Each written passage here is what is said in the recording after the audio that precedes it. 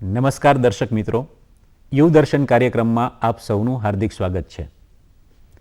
દર્શક મિત્રો, આપ સૌને ખ્યાલ છે કે યુવ દર્શન કાર્યક્રમ એ વિચાર, વાણી અને સદવર્તનને વાચા આપતો કાર્યક્રમ છે અને ખાસ કરીને યુવાનોની અંદર જે કારકિર્દી માટેના જે પ્રશ્નો થતા હોય છે, મૂંઝવતા હોય છે, એનું સંપૂર્ણ અને સચોટ માર્ગદર્શન આપતો કાર્યક્રમ છે. એક જીવનની અંદર ઉત્સાહ અને પ્રોત્સાહન કેમ મળી શકે, કેવી રીતે કારકિર્દી બનાવી શકાય, આ વિશે રજૂઆત કરતો કાર્યક્રમ છે. ત્યારે આજે આપણે વાત કરવાની છે એવા ક્ષેત્રની કે જે ક્ષેત્રનું નામ સાંભળતા આપણને એમ લાગે કે આ ક્ષેત્રમાં કેવી રીતે કારકિર્દી બની શકે. તો ના, એવું નથી. એ ક્ષેત્રમાં પણ કારકિર્દી બની શકે અને એ ક્ષેત્ર છે કૃષિ ક્ષેત્ર અને પશુપાલન ક્ષેત્ર. બંને આપણી ખેતી સાથે જોડાયેલા છે અને એમાં પણ સારી એવી વર્તમાન સમયમાં કારકિર્દી બની શકે છે. અને એમનું ઉદાહરણ તરીકે આજે આપણી વચ્ચે જે મહેમાન આવ્યા છે એ મહેમાનનું નામ છે શ્રી નિલેશ કામરિયા સાહેબ. તો આપ સૌ વતી સાહેબનું શબ્દસહ સ્વાગત કરીએ. નમસ્કાર સાહેબ, યુવ દર્શન કાર્યક્રમમાં આપનું ખૂબ ખૂબ હાર્દિક સ્વાગત છે. યુવ દર્શન કાર્યક્રમ સાહેબ છે ને એ અમારા યુવાનોને વાચા આપતો કાર્યક્રમ છે. એમના વિચારવાણી અને સદવર્તનને વાચા આપતો કાર્યક્રમ છે. તો આજે અમારા યુવાનોને તમારી પાસેથી એક એવું માર્ગદર્શન જોઈએ છે કે કૃષિ ક્ષેત્રની અંદર આપે જે કારકિર્દી બનાવી છે તો એ કેવી રીતે બનાવી એ વિશે તમારે વાત કરવાની છે. તો અમારા યુવાનોનો આપની રાહ જોઈ રહ્યા છે. તો પ્લીઝ સર, તમે અમારા યુવાનોને આપે કેમ કારકિર્દી બનાવી અને આપનું જે ભણતર હતું બાળપણમાં એ કેવી રીતે રહ્યું ત્યાંથી શરૂઆત કરી અને આપ વાત કરો. નમસ્કાર યુવા મિત્રો, મારું નામ નિલેશ મગનભાઈ કામરિયા છે. હું મૂળે તો મોરબી જિલ્લાના ટંકારા તાલુકાના નાના એવા જબલપુર ગામનો વતની છું. મારું બાળપણ જબલપુરમાં જ વીત્યું છે. જબલપુરની પ્રાથમિક શાળામાં જ હું ભણ્યો છું, સરકારી શાળામાં. ત્યાર પછી ટંકારા ખાતે હાઈસ્કૂલ 10 સુધીનો અભ્યાસ ત્યાં કર્યો. 11th 12th સાયન્સ મેં 11th 12th સાયન્સ બરોડા ખાતે મેં લીધું છે. આ સમયગાળો જે ગયો એમાં મારા પિતાજીનો મુખ્ય વ્યવસાય ખેતી હતો. અમારું પરિવાર છે એ ખેતીમાંથી જ પોતાનું ગુજરાન ચલાવતું હતું અને મારા પિતાને જે રીતનો ખેતીનો શોખ હતો એટલે મને પણ એમાં છાસવારે એ શોખનો હિસ્સો બનવાનો મોકો મળતો. એટલે મારા મમ્મી પપ્પા સાથે હું પણ વાડીએ ખેતીના લગભગ મેં દરેક કાર્યો, આપ જે કાર્ય બોલો એ દરેક કાર્યો મેં ખેતીના કરેલા છે. આવી એક ગામડાની વાતાવરણમાંથી મને જે શોખ ડેવલપ થયો અને મને એમ થયું કે કદાચ આપણા વ્યવસાય તરીકે કૃષિને જો રોજગારી આપતું એક સાધન બનાવી શકાય તો કેટલું સારું. અને આ બાબત છે એ મને મારા 12 સાયન્સના એક મેડમ હતા, નલિનીબેન એમનું નામ હતું. એટલે બરોડા જ્યારે હું ભણતો ત્યારે એમને મને આવું દિશા સૂચન કર્યું કે ભાઈ, તારે આટલો બધો તને ખેતીનો શોખ છે તો તું ખેતીને વ્યવસાય તરીકે કે એમાં પોતાની કારકિર્દી બનાવવા માટે કેમ નથી વિચારતો. એટલે ત્યારે મને ખરેખર ખબર નહોતી કે કૃષિનો પણ કોઈ અભ્યાસ થાય છે અને કૃષિમાં પણ ગ્રેજ્યુએશન, પોસ્ટ ગ્રેજ્યુએશન કે ડૉક્ટરી સુધીનો અભ્યાસ આપણે ત્યાં સૌરાષ્ટ્રમાં, ગુજરાતમાં શક્ય બને છે. શ્રી નિલેશ કામરિયા સાહેબે પોતાની કારકિર્દીની જે શરૂઆત કરી એટલે યુવાનોમાં એવા પ્રશ્નો થતા હોય કે જે પ્રશ્નોની અંદર 10 અને 12 ધોરણ આવે ત્યારે કયા ક્ષેત્રમાં જવું. તો સાહેબ, એ સમય દરમિયાન તમને એવો કોઈ પ્રશ્ન થયો કે મારે આ ક્ષેત્રમાં જવું? તમારી પાસે તો ખેતી છે એટલે તમે આ ક્ષેત્રમાં ગયા, પણ ઘણા યુવાનો એવા હોય છે કે જેમની પાસે ખેતી નથી છતાં એને કારકિર્દી બનાવવી હોય તો એ કેવી રીતે કારકિર્દી બનાવે? અને જ્યારે તમે 10 અને 12માંથી જ્યારે સાયન્સ લઈ અને આ ક્ષેત્રમાં જવાનો પ્રયાસ કર્યો ત્યારે તમારી મૂંઝવણ અને પડકારો એ શું હતા એ અમારા યુવાન મિત્રોને જણાવો. જી બિલકુલ.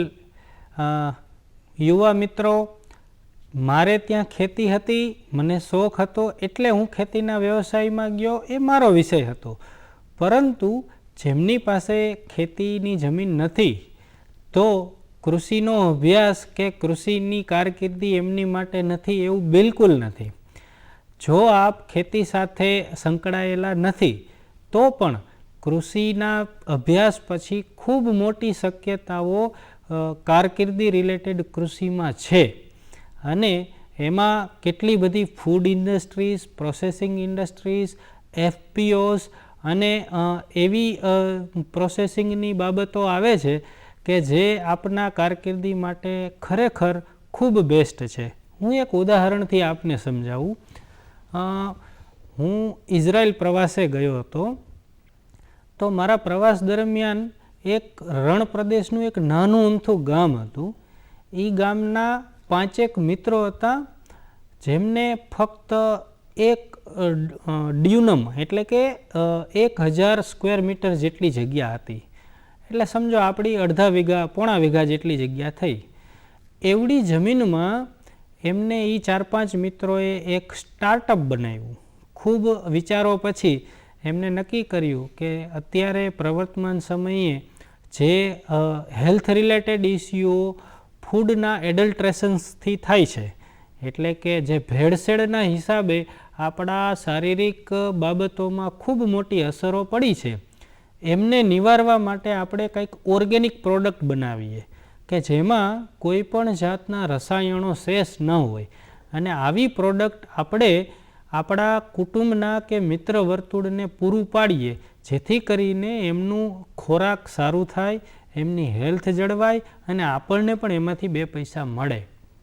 એટલે નાની અમથી જમીનમાં એ લોકોએ અલગ અલગ પ્રકારના શાકભાજી અને ફળો વાવ્યા. એમને બહુ ટેકનિકથી એ ઉગાડી અને ખૂબ સારું ઉત્પાદન લેતા અમુક વર્ષોને અંતે કરી દીધા. પછી એમને જે કર્યું એ આપણા બધાએ જાણવા જેવું છે કે કોઈ એક ફેમિલીને, નાના ફેમિલીને 1 અઠવાડિયા દરમિયાન જેટલું શાકભાજી જોઈએ એટલું શાકભાજી એમને એક બોક્સમાં પેકિંગ કર્યું અને એ બોક્સ દર અઠવાડિયે, દાખલા તરીકે શનિવારે, એ એમના ઘર સુધી હોમ ડિલિવરી કરી આપતા હતા. આવી શરૂઆત એમને 5 ગ્રાહકોથી કરી. પછી એમની પાસે સમય જતાં 60-65 ગ્રાહકો થઈ ગયા અને ખૂબ સારા પૈસા એમને ખાલી 1.25 વીઘા જેવી જમીનમાં મળે છે. એટલે આપણે કૃષિમાં જો આવા સ્ટાર્ટઅપ વિશે પણ વિચારીએ, આપણે ત્યાં તો જમીનની ધારકતાઓ ખૂબ મોટી છે. એટલે એવા ખેડૂતો આપણને ખૂબ મોટા જડી રહેશે કે જેમની રીંગણમાં એક્સપર્ટીઝ હોય, જેમની ટમેટામાં એક્સપર્ટીઝ હોય, જેમની ધાણાભાજીમાં એક્સપર્ટીઝ હોય, અમુકની મરચામાં હશે.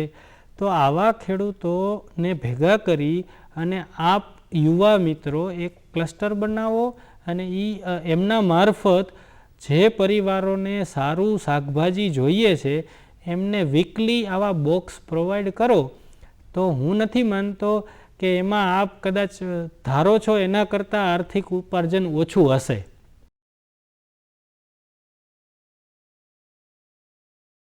જ્યારે કૃષિ ક્ષેત્રની અંદર કારકિર્દી બનાવી હોય ત્યારે પડકારો ઘણા બધા આવે. એ પડકારો 12 સાયન્સથી શરૂ કરીને પહેલાં તો એજ્યુકેશન લેવા માટેના થાય. તો એની માહિતી જોતી હોય તો કેવી રીતે મળે અને આપે એ માહિતી કેવી રીતે મેળવી હતી એ વિશે અમારા યુવાન મિત્રોને જણાવો. જી યુવા મિત્રો, 12 સાયન્સ પછી કૃષિમાં ગ્રેજ્યુએશન થાય છે અને અત્યારે પ્રવર્તમાન સમયે ગુજરાતમાં મુખ્ય 4 એગ્રીકલ્ચર યુનિવર્સિટી છે: જુનાગઢ, આણંદ, દાંતીવાડા અને નવસારી. આ 4 એગ્રીકલ્ચર યુનિવર્સિટીની હેઠળ બીજી અમુક સ્ટેશનોમાં ડિપ્લોમા અને ડિગ્રીની એન્જિનિયરિંગ કોલેજો પણ છે. એટલે જો આપ બી ગ્રુપ સાથે અભ્યાસ કરતા હોય તો તમે બીએસસી એગ્રી કે પશુપાલન ને લગતું બીવીએસસી એન્ડ એએચ છે, જેને આપણે વેટરનરી ડૉક્ટરો હોય છે એમના માટે જે જરૂરી અભ્યાસક્રમ છે એ પણ એમાં થતો હોય છે. એટલે કૃષિના ગ્રેજ્યુએશન માટે 4 એગ્રીકલ્ચર યુનિવર્સિટી સરકારી છે, એ સિવાયની ઘણી ખાનગી યુનિવર્સિટીઓ પણ બીજા રાજ્યોમાં કાર્યરત છે. એટલે કૃષિ માટે બી ગ્રુપ માટે આ બીએસસી એગ્રીનો અભ્યાસક્રમ થયો. એવી રીતે જો આપ એ ગ્રુપ ધરાવો છો, એ ગ્રુપ સાથે અભ્યાસ કરો છો, તો કૃષિમાં પણ એન્જિનિયરિંગ થાય છે અને આ એગ્રીકલ્ચર એન્જિનિયરિંગની વેકેન્સી પણ આ 4 યુનિવર્સિટી મારફત આપ ભણી અને એમાં એગ્રીકલ્ચરના તમે એન્જિનિયર બની શકો છો. અને કારકિર્દી રિલેટેડ આ બધા અભ્યાસક્રમો ખૂબ સારા છે. કૃષિ જેવો કદાચ કોઈ વિષય નથી જેમાં તમને આટલું બધું ડાયવર્સિફાઈડ કેરિયર મળે. અહીંયા સરકારી નોકરી સિવાયની પ્રાઇવેટ કંપનીઓમાં પણ કૃષિની ખૂબ મોટી વેકેન્સીઓ અત્યારે પ્રવર્તમાન સમયે જનરેટ થાય છે. દિવસે દિવસે કૃષિની માંગ વધતી જાય છે, કારણ કે જે રીતે ખેતીની જમીન આમ જોઈએ તો ઓછી થતી જાય છે, પરંતુ ઉત્પાદન વધારવાની જવાબદારી, લોકોના પેટ ભરવાની જવાબદારી એક કૃષિકારને છે. એટલે જેમ જેમ દિવસો જશે, સમય જશે, તેમ વધુ ઉત્પાદન અને સારું ગુણવત્તાયુક્ત ઉત્પાદન કેમ બનાવવું, એમાં મિકેનિકલ વસ્તુઓ કેવી રીતે વાપરવી, એ કૃષિ એન્જિનિયરિંગનો વિષય છે. જો આપણે પહેલાં સમયને અનુરૂપ જે પરિવર્તનો થયા એ આપથી અજાણ્યા નથી. શરૂઆતના સમયમાં જેટલા ખેત મજૂરો આપણા ગામડાઓમાં હતા, અથવા તો જે ખેતી જાતે થતી હતી, સમય જતાં હવે એનું મિકેનાઇઝેશન થઈ ગયું. સાધનો દ્વારા આપણે ખેતી કરતા થઈ ગયા છીએ. અને આવા સાધનો ડેવલપ કરવા માટે એન્જિનિયરિંગ, કૃષિ એન્જિનિયરિંગનો બહુ મોટો ફાળો છે. એટલે આપ એ ગ્રુપ ધરાવતા હોય કે બી ગ્રુપ ધરાવતા હોય, કૃષિના અભ્યાસક્રમો આપને એમાં ખૂબ મોટું વેરિએશન મળશે. અને આપ એમાં જો રુચિ દાખવતા હોય તો એમાં કેરિયર રિલેટેડ ખૂબ મોટી સંભાવનાઓ છે. સાહેબ, આપણે જે અમારા જે યુવાન મિત્રો છે એમને એક પ્રોત્સાહન મળે એ માટે એક પ્રશ્ન મારે તમને પૂછવો છે કે જ્યારે તમે તમારી કારકિર્દી નિશ્ચિત કરતા હતા તો એ સમય દરમિયાન તમારી સામે કોઈ એવો પડકાર જો આવ્યો હોય તો એ પડકાર વિશે અમારા યુવા મિત્રોને થોડી વાત કરો, જેના કારણે એમને એ પ્રોત્સાહક રૂપ બની શકે. જી બિલકુલ. યુવા મિત્રો, જ્યારે કેરિયરની વાત આવે ત્યારે આપણે બધા બહુ શરૂઆતમાં ઉત્સાહ દાખવતા હોય છીએ, પરંતુ સમય જતાં અમુક એવી પરિસ્થિતિઓ આવતી હોય છે કે જે આપણે પાછળથી ખબર પડતી હોય છે કે આ પહેલાં ખબર પડી હોત તો ખૂબ સારું થાત. તો મારા જીવનમાં પણ એવી બાબતો થઈ હતી કે જ્યારે મારું ગ્રેજ્યુએશન પૂરું થયું પછી મેં માસ્ટર ડિગ્રીમાં અભ્યાસક્રમ માટે એપ્લાય કર્યું, ત્યારે મીનવાઇલ જીપીએસસીની જાહેરાત આવી હતી.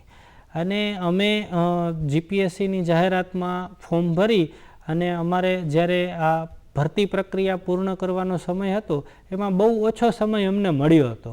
કારણ કે અમે અમારા પૂર્વેના જે વિદ્યાર્થીઓ હતા એમને કદાચ એટલો બધો અનુભવ નહોતો અને એ સમયગાળા દરમિયાન ભરતીઓ નહોતી આવી, એટલે અમને આવું માર્ગદર્શન નહોતું મળી શક્યું.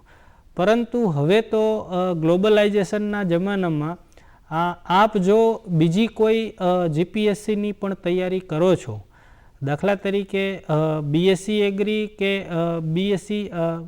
બીટેક એગ્રીનો કોર્સ આપણે કરતા હોઈએ અને કૃષિમાં જ આપણે આપણી કારકિર્દી સરકારી નોકરીમાં બનાવવી હોય તો આપણા વિષય નિષ્ણાતની ઘણી બધી ભરતીઓ કેલેન્ડર વર્ષમાં આવતી હોય છે અને એ જીપીએસસી મારફત જ હોય છે.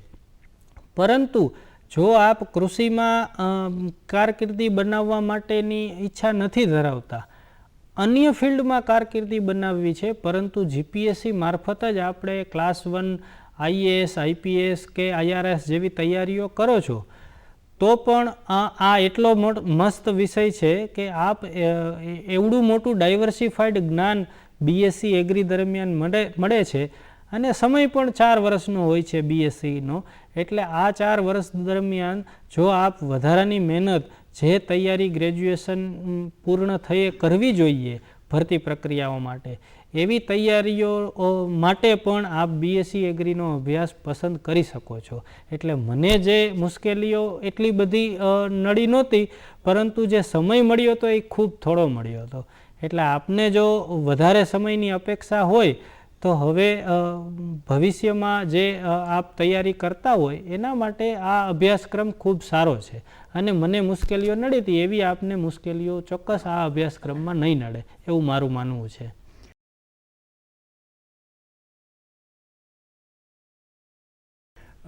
જોયું ને યુવાન મિત્રો કે ઘણી વખત આપણને એમ થતું હોય કે આ ક્ષેત્રમાં કેવી રીતે કારકિર્દી બનાવવી, એનું માર્ગદર્શન કેમ મેળવવું. તો આ જે અમારો કાર્યક્રમ છે એની અંદર આવી રીતે યુવાનોને પ્રોત્સાહન મળે એવા મહેમાનો સાથે માર્ગદર્શન મળતું હોય છે. અને સાથે સાહેબ બીજો પ્રશ્ન કરીએ તો ઘણા યુવાનો અને પણ એમ થતું હોય અથવા મેં પણ જોયેલું છે કે એક ક્ષેત્રમાં કારકિર્દી બનાવવા માટેની એમને શરૂઆત કરી પછી એક ક્ષેત્ર એમનાથી છૂટી જતું હોય છે. તો એમાં તમે જે બેચમાં હતા અથવા તમે જે યુનિવર્સિટીમાંથી જ્યારે કારકિર્દીની શરૂઆત કરી ત્યારે તમારા મિત્ર વર્તુળની અંદર તમારા સહવિદ્યાર્થી તરીકે કોઈ આવા ઘટના બની હોય કે એક ક્ષેત્ર છોડીને જતા રહ્યા હોય અને બીજા ક્ષેત્રમાં હોય અને તમે અત્યારે નિયામક તરીકે ફરજ બજાવો છો અને એ મળે તો તમારી સંવેદનાઓ શું હોય, એવી કોઈ વાત હોય તો અમારા યુવાન મિત્રોને જણાવો. જી બિલકુલ ચેતનભાઈ, હું ચોક્કસ જણાવીશ કે મારા કોલેજ કાળના જે મિત્રો છે એમાં ઘણા બધાએ કૃષિનો જે વિષય છે એ છોડી અને અન્ય ફિલ્ડમાં પોતાની કારકિર્દી બનાવી છે. દાખલા તરીકે અમુક મિત્રો મારા બેંકમાં ચીફ મેનેજર છે, જે કૃષિ સાથે આમ જોઈ તો કોઈ મોટો એવો સંબંધ નથી, પરંતુ એ લોકોએ એમની કારકિર્દી બેંકમાં બનાવી છે. અન્ય એક ગ્રુપ એવું હતું કે જે પોતાની કારકિર્દી પોતાની રીતે બનાવવા માટે જાણીતું હતું. અમુક વિદ્યાર્થીઓ જે હોય ને તોફાની કહેવાય એવા અમારા તોફાની મિત્રો પણ હતા કે જેઓ સરકારી નોકરી કરવા જ નહોતા માગતા કે ન કોઈ બીજી એવી નોકરીઓ કે જેનેથી એમનું બંધન આજીવન થઈ જાય એવું એમનું માનવું હતું. તો એ લોકોએ પોતાની જાતે કારકિર્દી ડેવલપ કરવાનું વિચાર્યું. એટલે શરૂઆતના વર્ષોમાં આવા મારા મિત્રોએ નોકરીઓ પણ કરી, એમાંથી ખૂબ જ્ઞાન મેળવ્યું, પછી પોતાની જાતે કોઈ નાની કંપનીમાં ભાગીદારી રાખી અને અમુક મિત્રો મારા એવા છે કે આજે 1000 કરોડની કંપની લઈને બેઠા છે, એમના CEO છે. એટલે એવું નથી કે ફક્ત અને ફક્ત આપણે સરકારી નોકરીમાં જ આપણી કારકિર્દી બનાવી શકીએ છીએ. મારી પાસે જે મિત્રોનો સમૂહ છે એ ડાયવર્સિફાઈડ છે. કોઈએ અલગ અલગ પ્રકારે કોઈ CRPFમાં બહુ મોટા હોદ્દા ઉપર છે, IPSની સેમ કેડરમાં છે. એટલે પોતપોતાની ચોઈસથી પોતપોતાની કારકિર્દી બનાવવા માટે કોઈ બંધનો હોતા નથી અને કોઈ મુશ્કેલીઓ નડતી નથી. અભ્યાસક્રમ છે એ ખૂબ સરળ છે. એટલે આ સિવાય આપને જો પોતાની કારકિર્દી આપ કૃષિકાર હો, ખેડૂત પુત્ર હો અને પોતાની કારકિર્દી નોકરી સિવાયની બનાવવી છે તો હું ચોક્કસ કહીશ કે આપ જે ખેતી તમારા બાપદાદાથી થતી આવે છે, આપના જે વડીલો જે ખેતી કરે છે એ ખેતીમાંથી જેટલું આર્થિક ઉપાર્જન એ લોકો લે છે, આપ કૃષિનો અભ્યાસક્રમ કર્યા પછી જો ટેકનિકલી સાઉન્ડ થઈ અને માહિતીના ભંડાર સાથે એ ખેતી કરશો અલગ પ્રકારે, જેની સમયની માંગ છે એ પ્રકારની ખેતી આપ કરશો તો એના કરતાં 3 થી 4 ગણા પૈસા આપ એમાંથી મેળવી શકશો. અમુક મારા મિત્રો એવા પણ છે કે જેઓ આજે ખૂબ સારી ખેતી BSc એગ્રી કર્યા પછી કરે છે. અને આપને જાણીને નવાઈ લાગશે કે હળવદ પોકેટમાં મારા એક મિત્ર છે, આમ તો એ મારા જુનિયર છે, પરંતુ એ વર્ષે દાડે 1.5-2 કરોડ રૂપિયાના દાડમ વેચે છે ખેતી કરીને. એટલે આવા મિત્રો પણ છે કે જેઓ કૃષિનો અભ્યાસક્રમ કર્યા પછી ખેતી કરે છે અને વર્ટથી ખેતી કરે છે. અને અમે જે પગારના સ્વરૂપમાં ભથ્થું લઈએ છીએ, જે પગાર લઈએ છીએ એના કરતાં અનેક ગણું આર્થિક રીતે વળતર એ લોકો ખેતીમાં લે છે. એટલે જો આપણને ખેતીનો રસ હોય તો ચોક્કસ આ ફિલ્ડ દરેક યુવા મિત્રોએ વિચારવા જેવું છે. અને ખેતીને અમે જ્યારે ભણતા ત્યારે તો બહુ નાનપ લાગતી, લોકોને સમય ગયો એમ તો વધારે પડતી નાનપ લાગતી હોય એવું મને ફીલ થાય છે. ક્યારેક હું મારા ગામ જબલપુર જાઉં તો અમારા ગામના યુવા મિત્રો કોઈ ખેતીમાં એટલો બધો રસ નથી ધરાવતા, એમને કદાચ અરુચિ થતી હશે, પરંતુ કોઈ એવો વ્યવસાય નથી કે જેમાં એક નાખી અને સામે 100 કે 1000 નીકળે. કૃષિ એક જ એવો વ્યવસાય છે કે જેમાં આપ એક દાણો વાવશો તો 100 દાણા કે 1000 દાણા એમાંથી નીકળશે. એટલે કૃષિનો વ્યવસાય આમ આપણે એને બ્રોડ સેન્સમાં કહીએ તો સંકલિત રીતે ખૂબ સારો વ્યવસાય કૃષિ કહી શકાય. કૃષિની સાથે પશુપાલન પણ એટલું જ અગત્યનું છે. આપ ખેડૂત મિત્રો ના પરિવારમાંથી જે યુવા મિત્રો મને જોઈ રહ્યા છે એમને ચોક્કસ ખ્યાલ હશે કે શહેરોમાં અત્યારે ચોખ્ખા દૂધના કેવા પ્રશ્નો છે અને એનાથી આપણી આર્થિક ની સાથે સાથે શારીરિક પરિસ્થિતિ કેટલી નબળી થઈ જતી હોય છે. એટલે પશુપાલકો માટે પણ આવતું સમય છે એ ખૂબ ગોલ્ડન પીરિયડ હું માનું છું. જો આપ પશુપાલક જેવા વ્યવસાયને અપનાવવા માગો છો અથવા એમાં પોતાની કારકિર્દી ઘડવા માગો છો તો પશુપાલનના પણ ઘણા બધા અભ્યાસક્રમો કૃષિ યુનિવર્સિટીઓ મારફત જ થતા હોય છે અને આપ એમાં પોસ્ટ ગ્રેજ્યુએશન કે પોસ્ટ ડોકની ડિગ્રી પરદેશમાં જઈને પણ મેળવી શકો છો. અને જેમને પરદેશ જવાના બહુ ઈચ્છા ધરાવે છે એવા યુવા મિત્રોએ તો ખાસ પશુપાલનના જે કોર્સો છે એમાં વધારે ધ્યાન આપવું જોઈએ. એમાંથી તમારી જે કારકિર્દી બને છે એ કદાચ ઓછા નોલેજમાં ઓછા ટકાએ એવી કારકિર્દી બીજે કદાચ ક્યાંય નહીં બનતી હોય. જોયું ને યુવાન મિત્રો, ઘણી વખત આપણે આપણા સપનાઓ પૂરા કરવા માટે આપણે હંમેશા એવું વિચારતા હોઈએ કે આપણે ફોરેન જવું છે તો એ માત્ર એન્જિનિયર બનવા માટે કે ગ્રેજ્યુએશન કરવા માટે જ જવું છે અથવા ત્યાં જઈને જ કરવું છે કે ટેકનોલોજીની જે હરણફાળ છે એમાં આપણે કારકિર્દી બનાવવી છે એમ વિચારીને જવું છે. પણ એવું નથી. સાહેબના મંતવ્ય પ્રમાણે ને સાહેબની જે વાતના આધારે કૃષિમાં પણ આપ કારકિર્દી બનાવી અને તમે ફોરેન જઈ શકો છો. એ પણ એક તમારું સપનું પૂરું કરી શકો છો. સાહેબ, આપણે જોઈએ તો ઇઝરાયલ ગણીએ તો એની અંદર ઇઝરાયલની અંદર ઘણા બધા લોકો ખેતીઓ કરે છે. તો એની જે કારકિર્દી છે એમને જે બનાવી છે તો એવા કોઈ મિત્રોના આપ જો સંપર્કમાં આવ્યા હોય અથવા કોઈ વાત હોય કે જે અમારા યુવાન મિત્રોને એ પ્રોત્સાહન મળી શકે વાત જાણીને, તો એ વિશે વાત કરો. એવા ખેડૂત કરતાં મને યુવા મિત્રો એવી પરિસ્થિતિ વિશે વાત કરવાનું વધુ યોગ્ય લાગે છે. ઇઝરાયલની વાત જ્યારે ખેતીની વાત આવે ત્યારે ઇઝરાયલની વાત ચોક્કસ થાય. હું નાનો હતો ત્યારથી મને એક એવી ઈચ્છા હતી કે ભવિષ્યમાં ક્યારેક એક વખત તો ઇઝરાયલ જાઉં.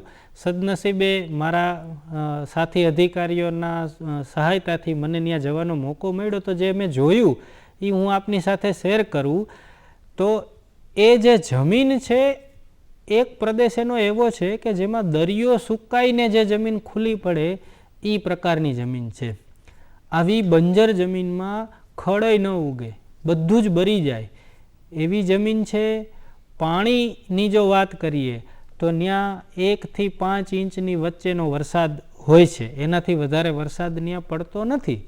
આ ઉપરાંત ત્યાં જે ખેતી માટે જેટલું પાણી મળે છે એ પાણી પણ મફત નથી.